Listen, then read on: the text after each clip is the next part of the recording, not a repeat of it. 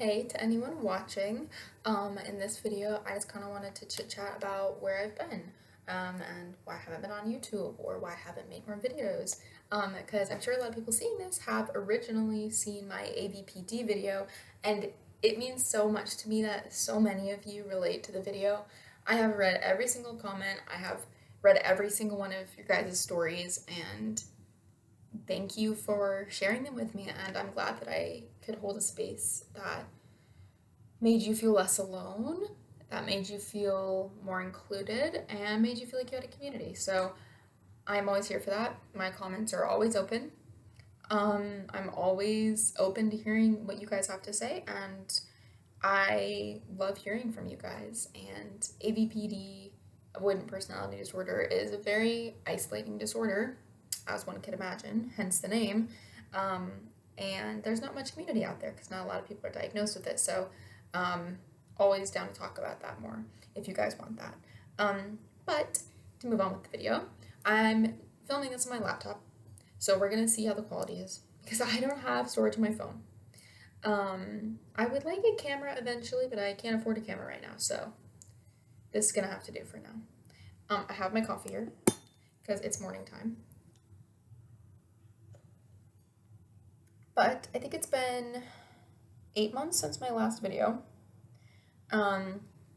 Let's see. Since then, what have I done?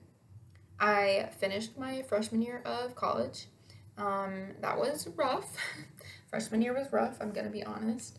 But sophomore year is going better. I'm only taking 12 credits this semester instead of 15 or 17, which is weird. Anyone else taking, less credits, let me know. Because it's a kind of isolating experience in itself. Like, everyone else is taking a ton of classes and stressing over school and, trying to graduate early or trying to go to their master's. And I'm over here just trying to survive. I'm over here just trying to live. I have quite a few mental health diagnoses, and that makes my daily life a struggle. My cat is currently stalking me. Hi. You're scary. And I'm just trying to live, and all these other people are, being competitive and perfectionists, and that's exactly what I'm trying not to do because I can't afford to do that to my mental health. You know what I mean? My cat might join me in a sec over here if you guys are okay with that. But taking less credits has been extremely helpful. I'm very glad that I'm doing that. Hi, baby. Hi, Newt. This is my ESA. Yes, I did get an ESA. His name is Newt Permander. He's amazing and directly in the way. He has helped me so much. Getting an ESA has been so helpful. Like, I still feel very lonely in college and I still feel isolated. But having an ESA makes my day so much better, and he gives me such a reason to live, genuinely. I struggle with self-harming, and I've been self-harm free for a little while, but it's still a struggle on a daily basis, and I can talk more about that if anyone, needs to talk about that too. But I won't go in depth in this video. But he gives me a reason to not, and he gives me a reason to find better coping mechanisms. You know what I mean? You're gonna hear him scratching his litter box. Sorry. He takes big, massive poops. Besides that, my summer was rough. I was back home with my parents, in Colorado, and I do not want to have to live with them again. They are just a lot for me, and as someone that already has a ton of childhood trauma, I do not need more of their problems. You know what I mean? So, rough summer.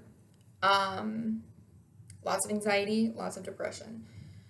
I did try medicinal, I don't know how much I can say on YouTube, and I don't want to get banned or anything, so we'll see. And that actually helped a lot. I got a medical card, and if anyone wants to know my experience with that, let me know, because it was kind of hard to get.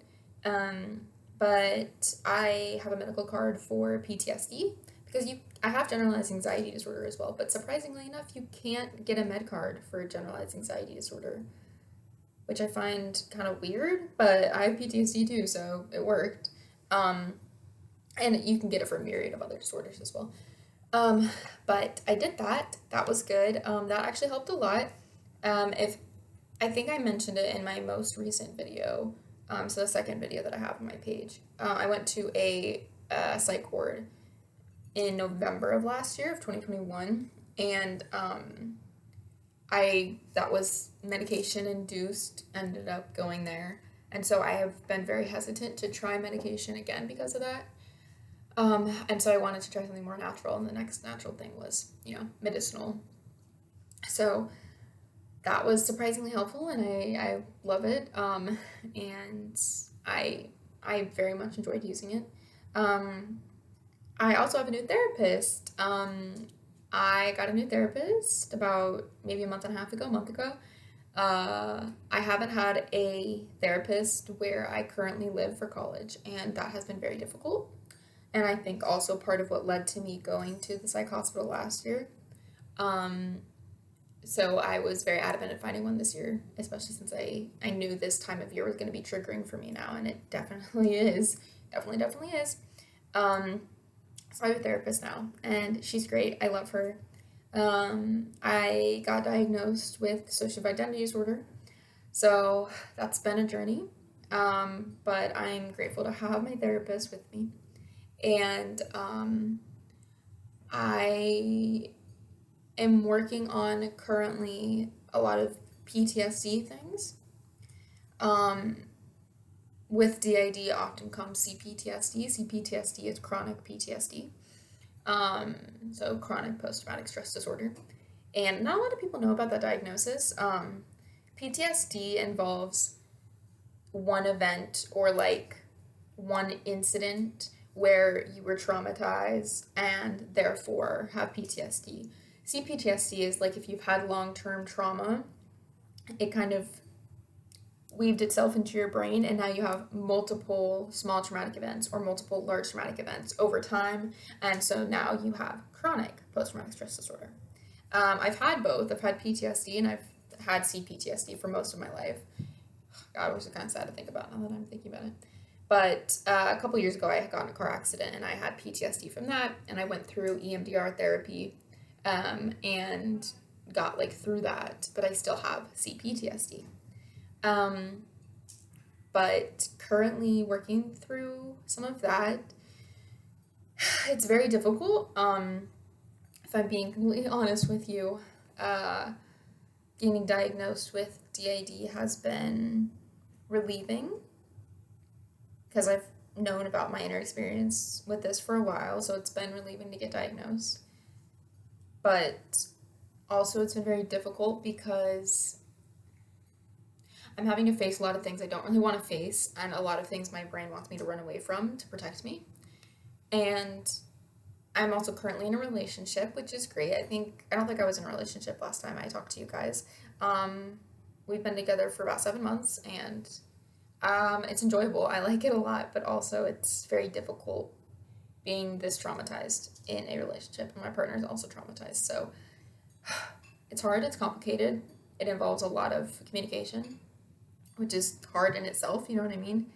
And, we're figuring it out. Because that's what you do in life, right? You figure it out.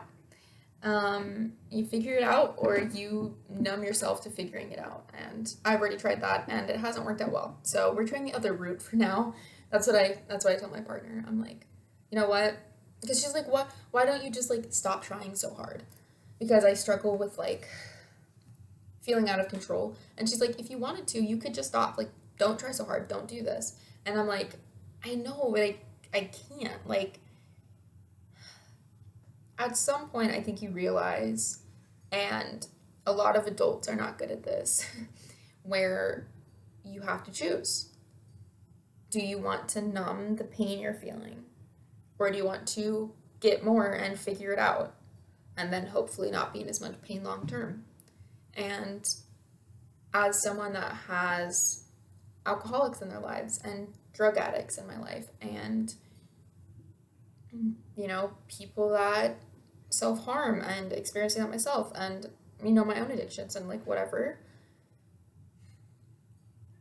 At some point I realized, like I think some point last year, that life just sucks. Like genuinely, life is hard. It just is hard. But it doesn't have to be so personal. Like, I'm not a particularly spiritual person. Well, I would say I'm spiritual, but I'm not religious. And the universe, God, Allah, like quantum mechanics, whatever you want to believe in, they're just doing the thing. It's just doing its thing. The universe just functioning, nature just going about its life, and we just happen to be, you know, caught up in its fire. And as humans, because we have emotions and cognizance, we take it all personally. And it makes sense that we do, but at the same time, we shouldn't, in my opinion. I think it just causes us more pain. And if you can't tell, I really like Eastern practices, like Buddhism and Hinduism and stuff. But I just realized I don't want to run away from my pain. I don't want to numb it because that just hurts me and it hurts the people I love more. And so I'm going to try and face it. And hence therapy. And hence triggers. And hence everything else in my life right now. But I don't know. Just my thoughts on that. I could talk about that for a while. Yeah, that's mostly what I've been up to.